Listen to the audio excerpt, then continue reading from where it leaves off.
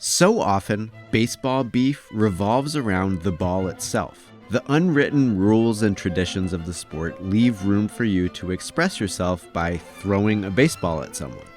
Roger Clemens tested the limits of that construct when facing Mike Piazza. It led to one very, very weird moment and a long-lasting beef. This episode is presented by T-Mobile, America's largest 5G network. Believe it or not, the New York Mets of the National League and the New York Yankees of the American League didn't face each other in actual regular season games that counted until 1997, when interleague play was introduced. From then on, the new era Subway Series became an annual MLB tradition, and the launchpad for a new beef.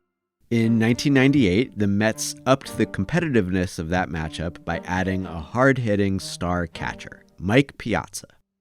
The Yankees still ruled New York, though, and went on to win that year's World Series. Then they got even mightier. In '99, the Yankees traded for one of the fiercest pitchers ever, a bit past his prime, but still a force, Roger Clemens, the Rocket. So here was a new superstar showdown. Clemens and Piazza had scarcely faced each other, since Clemens had only played in the AL and Piazza only in the NL, but now they were part of an annual interleague matchup. On June 6, 1999, Piazza and Clemens faced off for the first time as Met and Yankee. Piazza hit a double off Clemens and then a 2-run homer over the Yankee Stadium wall. On July 9th of that season, Clemens started against the Mets on the road at Shea Stadium. Piazza got him with a 3-run, tie-breaking homer. The trend intensified the next season. June 9th, 2000 at Yankee Stadium. Sold-out crowd. Clemens on the mound trying to find himself after a rocky start to the year. No such luck. This Piazza grand slam to dead center highlighted another dismal Clemens performance. The Rocket was humiliated. Some wondered if he was losing his stuff. Now, here's the thing everyone knew to be true of Roger Clemens. He antagonized batters. Specifically, he would brush you back with a fastball inside for basically any reason. Any grievance, any frustration, and Clemens would throw a pitch extremely near or even right at a batter. The Yankees themselves had seen this tendency up close in '98, when Clemens had a bad day pitching for the Blue Jays and, it seemed, took his discontent out on Scott Brosius' back. When Clemens became a Yankee, his new teammates teased him by taking batting practice in full protective catcher gear. So it was fair to wonder if Piazza hitting 5 for 8 with 3 homers off Clemens in Subway Series play might provoke retribution from the ornery Rocket, especially after Roger promised to be, quote, more aggressive pitching to Piazza. And here it was. On July 8th of 2000, Clemens drilled Piazza in the head. Piazza had to leave the game with a concussion and missed that year's All-Star game. Clemens insisted, with support from other Yankees, that he didn't mean it. A fastball just got away from him, and he reportedly called Piazza to apologize, but Mike wouldn't pick up the phone. Instead, Piazza responded with a press conference. Mike was unequivocal. Clemens hit me in the head on purpose. Clemens, he said, had too much control to claim Butterfingers. In a way, Piazza found it flattering that Clemens felt compelled to bean him, but he had lost all respect for Clemens because of it. He wasn't going to accept any call or apology. Piazza agreed with an assertion that Clemens' act was cowardly. If you're going to hit someone to send a message, hit them in the back. Don't threaten someone's livelihood. The only remaining question was, what now? Piazza writes about his thought process in his memoir. He researched famous instances of batters charging the mound. He called up a friend of his, a karate guy, to talk through the strategy of fighting a pitcher. Now, Piazza later told Devin Gordon these were playful exercises. They were kinda tongue-in-cheek, but they did occur. Mike did study Robin Ventura charging Nolan Ryan. He did actually chat with his karate friend. However jokey it was, Piazza knew he needed a plan in case Clemens threw a baseball at him again the following season. Turns out that plan failed on 2 counts. First of all, the rematch happened sooner than anticipated. In 2000, for the first time ever, the Yankees and Mets met in the World Series. And second of all, Clemens didn't throw a baseball at Piazza. Clemens started World Series Game 2 at Yankee Stadium. Before this unscheduled showdown, both pitcher and batter insisted they were focused on winning the game, not the beef. And their interaction might have followed suit if not for a strange fluke. Piazza met Clemens in the first inning. First pitch, inside corner, called strike. Typical. Next one, same thing, just a great pitch. Third pitch, down and away, 1-2. Pitch 4, Piazza made contact and started toward first base. Live on the broadcast, all you saw was a broken bat foul and then cut to benches clearing. Nobody threw punches, but everyone was worked up. It was confusing. Replay showed the intervening incident. One shard of Piazza's bat tumbled toward the mound. Clemens caught it, then threw it pretty close to Piazza's legs. Did he do that on purpose? Both announcers thought so. That is all Roger Clemens there. A moment started by, created by Clemens. That's a blatant act. Foolish. And clearly, some players thought so. Both sides settled, and the rest of the at-bat and game continued without further drama. Afterward, though, all anyone could talk about was the thrown bat shard. Some observers were surprised and even upset that Piazza didn't just fight Clemens, including his own teammates. Piazza justified his restraint by saying it was a lose-lose situation. Clemens had seemed apologetic and confused, and what good would fighting do anyway? Piazza's only real beefy words were, yeah, maybe Roger needs to get his head checked. Clemens, meanwhile, made a weird mishmash of excuses. He thought it was the ball, and when he realized it was the bat, he said he was just tossing it out of the way. Doesn't really make sense, but the league fined Clemens, and the Yankees ended up winning the World Series in 5 games, meaning Clemens didn't have to start another World Series game. Everyone moved on. Well, kind of. There remained the matter of retaliation. Twice now, Clemens had come after Piazza. In both instances, Piazza had either been too concussed or too perplexed to do much besides shout back. Mike didn't do any karate. So what about his teammates? It would be typical for a Mets pitcher to simply bean a Yankee, a little eye-for-eye justice, but they might have been waiting to hunt big game. See, in those days, the National League still didn't use a designated hitter. If Clemens pitched at Shea Stadium, he'd have to bat as well. This picture of him isn't relevant, I just wanted you to see it. Anyway, Clemens had a blog at the time and wrote about that possibility. What if someone threw at him? Big deal. What am I going to do? Hold a press conference? Oh, and the whole broken bat thing wouldn't have gone like that if Piazza didn't approach the mound. Clemens even accused Piazza of diving into the pitch that hit his helmet back in July, and being rude when he tried to apologize. Okay. Clemens was practically demanding retaliation from the Mets. And the way the 2001 schedule shook out, that appeared to be on the table.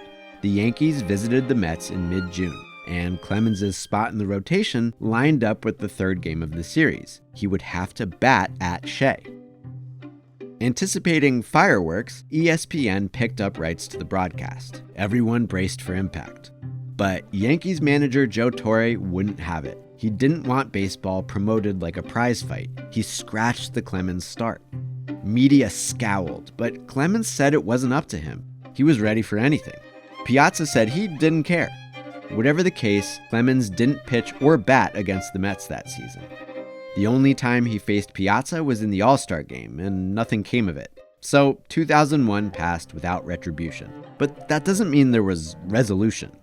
At a postseason awards event, people observed Piazza and Clemens avoiding one another.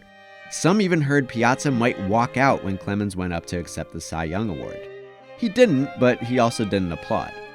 Sooner or later, these catty little acts of passive aggression would have to give way to actual baseball. Indeed, the 2002 schedule and Yankee rotation once again aligned so that Clemens would have to pitch in June at Shea Stadium, and therefore also hit against Mets pitchers. Or maybe not. Days before the scheduled showdown, while the Yankees were playing the San Francisco Giants, Clemens hinted that he might bean Barry Bonds, and then he did it. Mets players accused Clemens of scheming, of deliberately trying to get himself suspended so he would have to miss his subsequent start against them. Everyone denied it, but it didn't matter anyway. Clemens didn't get suspended. The Rocket would finally have to stand in the batter's box against the Mets. ESPN's Joe Morgan came right out and said what many were thinking. It's time. Mets starting pitcher Sean Estes should bean Roger Clemens. Estes sounded unmoved. It's a moot point. It's got nothing to do with me. But then the moment arrived. The crowd was bloodthirsty. The announcers were bloodthirsty. I think the Mets have to hit and drill Roger Clemens. And despite what he'd said, Estes went for it. And, oops, threw behind Clemens. That was it. Both benches got a warning, so Estes couldn't go after Clemens again without getting ejected. The chance for formal retribution had passed in disappointing fashion. Although, I gotta say, I think this is a way funnier revenge. Estes, the pitcher, hit his only homer of the season off Clemens later in the game. Is this not the look of abject defeat you wanted? Piazza homered off Clemens that day too, just like old times. And for the rest of their careers as opponents, the beef stayed off the field. In fact, their most compelling on-field interaction came as teammates. In 2004, when Clemens played for the Houston Astros, he and Piazza were forced to work as a battery for the National League All-Star team. This was clearly a tense arrangement, but they agreed to just do their jobs together. And then Clemens got absolutely shelled by the AL hitters, to the point that people wondered if Piazza was deliberately tipping pitches to embarrass his all-star teammate. That is a hilarious idea, but Piazza said no. If anything, I wish he pitched well, so he would have to give me some credit for it. In the long run of this beef, that awkwardness prevails. Strange as it is, baseball leaves room for its own form of combat with its own rules of engagement. Roger Clemens tested and perhaps broke those rules, but Mike Piazza and his teammates never quite exacted formal revenge. Never was the awkwardness more apparent than 2011, when Piazza and Clemens attended a charity golf tournament, and a radio host seized the opportunity to surprise them with a joint interview. Roger Clemens is actually going to sit down with us right now, right next to Mike as well. All right. And Roger, thanks for... hey, man, what's up? Thanks for... He thought it was joking. They tried to talk about anything but their beef. Maybe golf instead. What comes to mind with you two guys is a bat throwing incident in the World Series from back in 2000, the Subway Series. And Mike says, I forgot about that. Yeah, he said, I don't think he was throwing the bat at us. Far behind. It's way behind us. Uh-huh. Hey, actually, I heard he hit a good shot on 17 today. Piazza laughed along a little bit, addressed Clemens' steroid allegations, and then bailed. It's part of history, and I'll always know that, as a player, how tough this game is. So, that's just pretty much the way I feel. It's I'm also, also, right. he Take said, care. he Thanks, said, Mike. You guys. thanks, Mike. Clemens ended up getting pretty upset with the radio host. But I dislike when people make comment that I threw a bat at him. I didn't throw a bat at this guy. And I dislike when you guys say that I'm out of sight, out of mind. I'm not. I've been out doing my charity stuff. And I'm not going to get worked up about it, but just choose your words carefully because you influence a lot of people. And that was the shape of things thereafter. Piazza wished things went differently, but especially after writing his book, got comfortable just laughing about the beef. It didn't really dog him. He's not the one who threw stuff. Clemens only ever spoke about the beef if pushed to do so, and never with Piazza himself. He alternated between dismissive and defensive. When Piazza wrote about consulting his karate guy, Clemens joked about Piazza's foot speed. When Joe Buck put Clemens on the spot in a one-on-one interview, and Mike Piazza, there's no way you can sit there and I don't ask you about Mike Piazza. So you could see the awkwardness right on Roger's face, and he still tried to weasel his way out of accountability for the beating.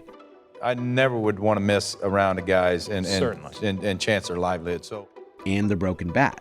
I mean, the film here makes it look like it was right off his shoe tops, but he ended up saying that he didn't know he was, running. Basically, I tell people, if I wanted to hit him with that bat, I would have hit him with that bat. When Piazza went on a podcast and joked about a charity boxing match with Clemens, Clemens joked back on Instagram, and then went on the same podcast without realizing it was the same podcast. Mike did some kind of podcast or something that came up, and he was having fun with it. And but yeah, those celebrity matches are always fun. It was our roasted, you get podcast. roasted. It was this podcast. That He said came that. on. He was like, Just let's do FYI. it. He's like, that'd be fun. Yeah, he actually did say that. It's all just weird, but maybe therein lies the answer to this beef. This beef probably won't end with Piazza and Clemens becoming pals. All they really need is closure. Roger especially. It's like he needs to get hit just to close the loop. Now that everyone's old and retired, closure can't come in the form of a charged mound or a beaning. So maybe they really should just get in a ring and duke it out.